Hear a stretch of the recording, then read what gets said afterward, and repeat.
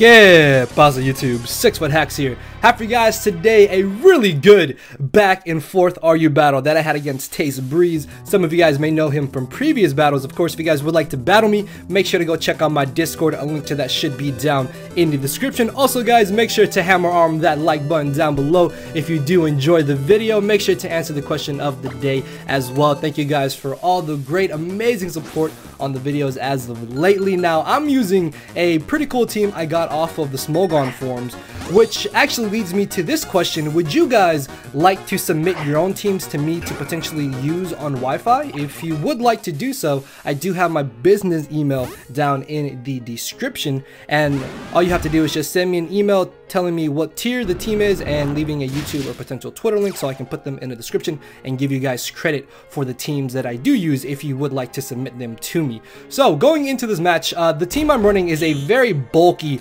offensive team, as Tace has a very aggressive team with his only real walls being the Drudagon and the Bronzong. So I ended up leading off with my Doublade as he led off with the Bronzong, and I go straight for the Shadow Sneak as he switches right into the Drudagon. Luckily, I do have the Toxic, so I'm going to be able to Toxic this Drudagon and put it on a timer. The only issue is, though, that Bronzong is a humongous pain to this team. Literally, the only super effective move to hit Bronzong on this team with is Shadow Sneak from Doublade.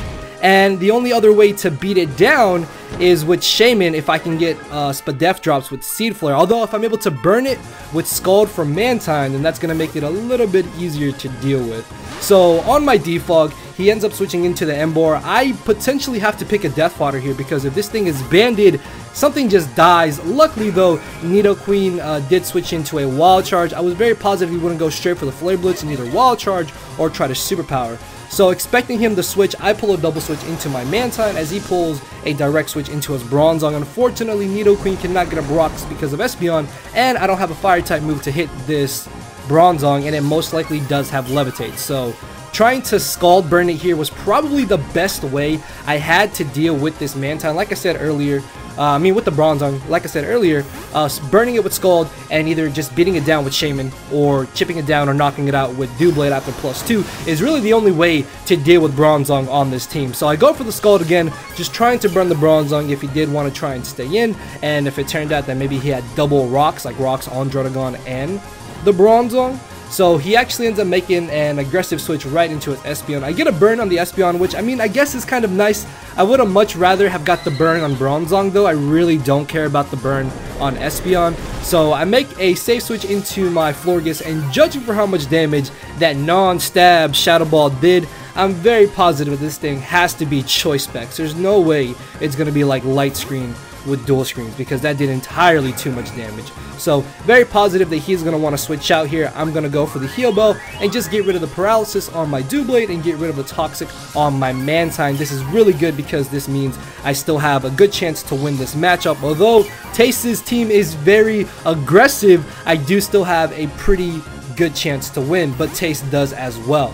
So knowing that I can't do anything to this Bronzong, I'm going to switch right into my Mantine as he makes a very good double switch into his Emboar. I thought about going for the Protect with my Florges there just to gain back a little bit of lefties, but I really didn't think it was entirely too necessary, and now I'm in a very bad spot, and I'm going to try and make the same play I made earlier, expecting him to predict my switch into Snorlax this time and try and Superpower as he goes straight for the Flare Blitz and just annihilates my Nidoqueen. As soon as he OHKO Nidoqueen, that screamed, holy crap, this thing is banded, and that means it's even scarier with the proper predictions. So because he is locked in the Flare Blitz, I'm going to switch into my Mantine. He has no switch into Mantine. Mantine is a humongous pain for him to deal with, especially because he's got nothing that appreciates being burned. So I'm going to stay in here against this Espeon. I thought that he would go for the Trick or maybe go for the Shadow Ball again, and unfortunately he gets a Spadef drop, and that Spadef drop is actually really annoying because I could have just left in Mantine here to let this Espeon go down to burn. But I guess him getting this Spadef drop does kind of make up for me burning him, because I'm going to be forced to switch out here. I thought that maybe he was going to pull a double switch, predicting me to switch, but no, he does end up going for the safe Psychic, as I make a questionable play by bringing in my Doublade, and then I'm going to make an aggressive play by going for the Shadow Sneak. Now, I do need Doublade to deal with that Bronzong, but as long as he has Druddigon around, my Doublade really isn't going to be doing anything. So I luckily do knock out the Espeon, didn't overpredict an Iron Head. As in comes the Emboar, I still have use for my Doublade, so I'm going to make a switch right into my Snorlax. Very positive that he wouldn't go for the Superpower and either Wild Charge or go for Flare Blitz, as that still does a solid chunk of damage to my Snorlax. I thought about going for the return here, but I really thought that he was going to hard switch directly into his Bronzong, and that's why I double switched into my Shaman, but he ended up switching into his Golisopod, and if I had gone for the return, that little bit of chip damage from return to Golisopod really would have come in handy potentially later in this match. Obviously, fearing a first impression, I do not want to stay in here because Shaman is actually going to turn out to be a very important player in this battle. So I'm able to eat that first impression, and I'm honestly in a pretty okay spot here to just safely go for the Scald again. Unfortunately, Mantine does not have Air Slash. It actually has Haze, and if I did have Air Slash, I definitely 100% would have gone for it that turn, because me spamming Skull was getting so obvious, and I was also very positive that he wouldn't switch directly into his Bronzong, just risking it being potentially burned. Either way though, I get off a little bit of chip damage on the Heracross as I make a pretty nice switch into my Doublade, thinking that he would either go for the Facade or maybe try and close combat. Most likely not go for knockoff or Earthquake, because I could have switched into my Mantine.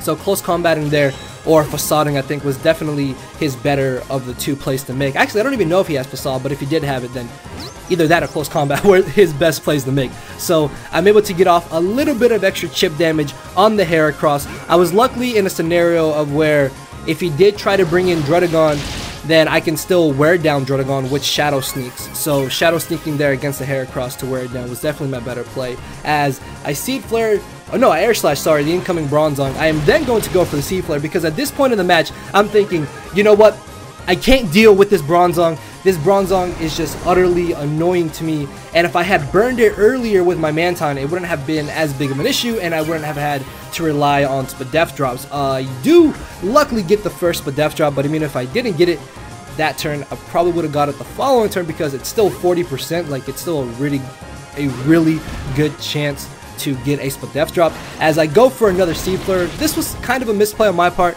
I should have definitely gone for the Air Slash, because wasting that extra bit of Seed Flare PP could potentially come back to hurt me in the long run of this battle, and we're almost not even halfway through it. So I'm able to get off a solid amount of damage on the Druddigon, and I really thought that this Air Slash was going to be enough to knock him out. Thankfully though, he doesn't try to get up rocks, and he actually ends up going for the Roar, thinking that I would probably switch out, thinking that I wouldn't be able to knock him out. But the aggressive play there with Air Slash, I definitely think was my better play, because I'm going to be able to get rid of this Druddigon, which is really good, because now his Stealth Rocker is gone and my Stealth Rocker is gone. He does have a Spiker in Golisopod, but I do have Defog on my Mantine, so it's not entirely too bad, but he could definitely try to pressure me with Spikes. As back comes this Emboar, and unfortunately at this point I don't have much use for my Snorlax. It was just really here to kind of sack off to the Emboar, because with him having Emboar and Heracross, I really didn't feel like Curselax could have set up. I could have probably played Snorlax a little bit more aggressively, but honestly getting off all this recoil damage on the Emboar is absolutely amazing, and because I'm pretty positive he's banded and locked into Wild Charge, even if he was Scarfed, there's no reason for him to stay in here. So I go for the Air Slash, expecting him to bring in the Bronzong, because I didn't want to waste the PP of Seed Flare, and knowing my luck, I would have missed. Plus, if he wasn't banded, then that would have been really bad. So yeah, just Air Slashing there was definitely my best play by far. By not banded, I mean if he was like Expert Belt or something like that.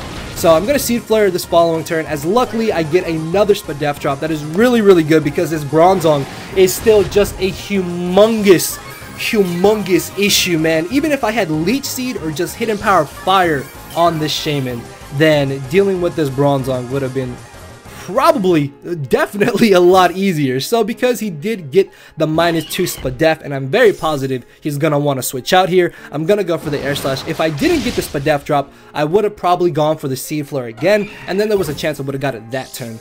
So I'm able to knock out the incoming Heracross even if I missed. What about sped him next turn to knock him out with the air slash? So that's really good. That's one humongous physically offensive threat out of the way, and now we are tied up 3-3. So in comes the Bronzong again. Gonna fire off Seed Flare because this is all I can do. Bronzong, for whatever reason, was not thought of when this team was made, and this thing is proving to be a humongous nuisance. Luckily though, Shaman is very well trained, and I'm gonna be able to get another Spadef drop. I did forget to nickname some of these Pokemon, so that kind of sucks, but it's okay. Evergreen here unfortunately misses a Seed Flare. That kind of sucks, but I guess it does kind of make up for me getting the constant Spadef drops, because this gives him another chance to still be able to win this matchup, because it's going really back and forth at this point. Like, I'm trying to figure out some way that I can get rid of the Emboar so I can ensure that I can win with Mantine and with Shaman. Now, Emboar is banded, most likely banded, although the thought of him being like Adamant Scarf was still kind of in the back of my mind, because he could have been like Adamant Reckless Scarf, which still hits pretty hard.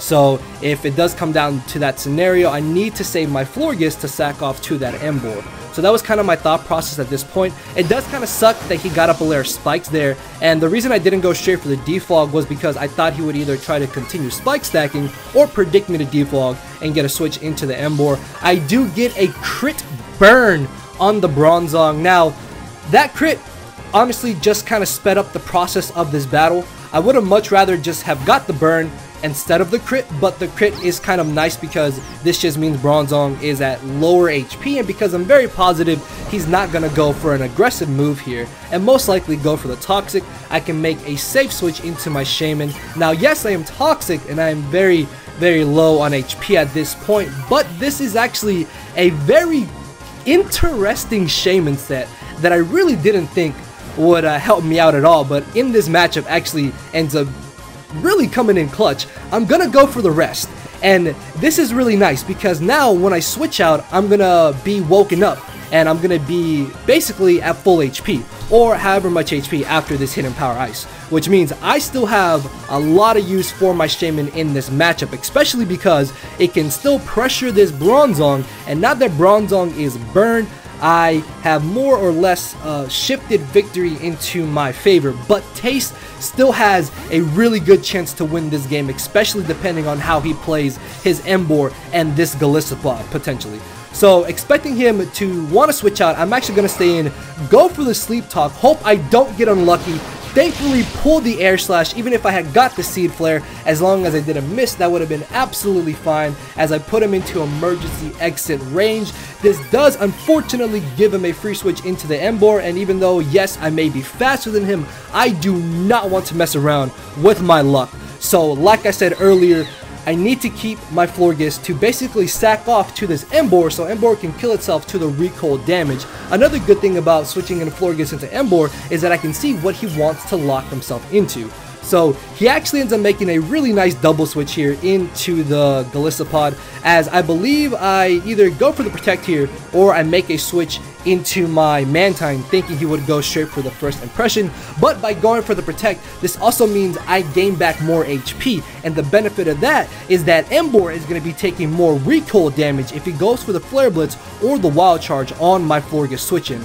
So this turn, I probably could have gone for the Protect again, and in hindsight, I definitely should have, just because, again, I would have got back a little bit more of HP, and then my Shaman probably wouldn't have switched into a Toxic because he could have potentially over-predicted the next turn and either HP Iced or Gyro Balled me. But I guess either way, switching in Shaman into a Toxic isn't entirely too bad, because at this point, I'm definitely going to be able to beat this Bronzong 1v1, especially because I can then just rest, Sleep Talk, and then potentially get a KO. So I miss another Seed Flare, which is a little bit unfortunate, but again does make up for me getting all those spadef drops very early on against this Bronzong, and it does kind of make the match a little bit longer, but it's fine though because I'm still in a pretty good scenario. I can definitely win this match, but so can Tace. Like at this point in the battle, I think I messaged him saying this battle is extremely intense because if you guys haven't noticed, we've been going back and forth. It does really suck that he has one layer of spikes up, but honestly that one layer of spikes up isn't entirely too annoying to my team, just because Florges is just basically sack fodder. Shaman can continue to just rest and gain back lefties against that Bronzong, and Mantine is not affected by spikes at all. So we're both going to switch out here, I believe. As I bring in my Mantine, he brings in his Emboar, and much like earlier, I still have Florges. Florges is the middle ground Pokemon between my Mantine and my Shaman that is going to allow me to win this battle. And while I only need Florges to be sacked off to the Emboar, still that is more than enough that Florges has to do in this match at this point. So judging for how much recoil damage he took, it looked like another Wild Charge recoil should have been able to knock him out, but because I'm thinking he's going to want to either save this Emboar or that he could just barely live the recoil, I make a switch right into my Shaman. Unfortunately, I get critted, but it's not going to matter because I am definitely going to be faster than him this following turn. Even if he was Adamant Scarf, I definitely would have taken another Wild Charge and knocked him out with the Air Slash, as I'm going to be able to catch the incoming Bronzong. I don't even think I'm doing leftovers damage to this Bronzong, but it's fine because his lefties are being nullified thanks to the burn. So any bit of chip damage I can just consistently get against this Bronzong is going to be absolutely amazing. So I thought about going for the rest this turn, and I also thought about going for the Seed Flare, but ultimately I thought that keeping my Shaman at around this amount of HP was perfectly fine, because if he does turn out to be Scarfed Emboar, even after spikes, I can still live a Wild Charge.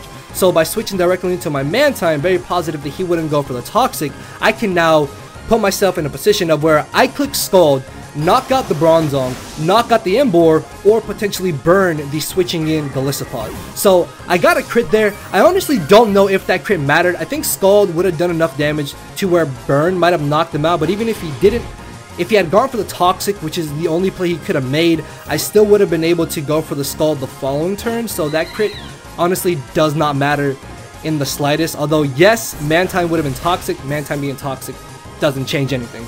So I'm going to sack off Florges here, and this is where me not protecting earlier comebacks to bite me, because he's able to just barely hang on, but it is okay because Shaman can still live one Wild Charge, and I will be able to just safely go for the Seed Flare or go for the Air Slash here. Honestly, Air Slashing by far is my best play to make because I do not want to miss on the switching in Golisopod or miss against the Emboar. So down goes the Golisopod, and at this point his last Pokemon is going to be the Emboar. I still have Shaman and I still have the Mantine, so it does not matter what he locked himself into. He's going to get knocked out by recoil or outsped by my Shaman, and that is a very, very good game to my boy TaceBreeze, guys. I don't know if y'all stuck around for this entirely insane battle, but I really do hope you guys enjoyed it. If you did, this match was just absolutely intense, man, going back and forth.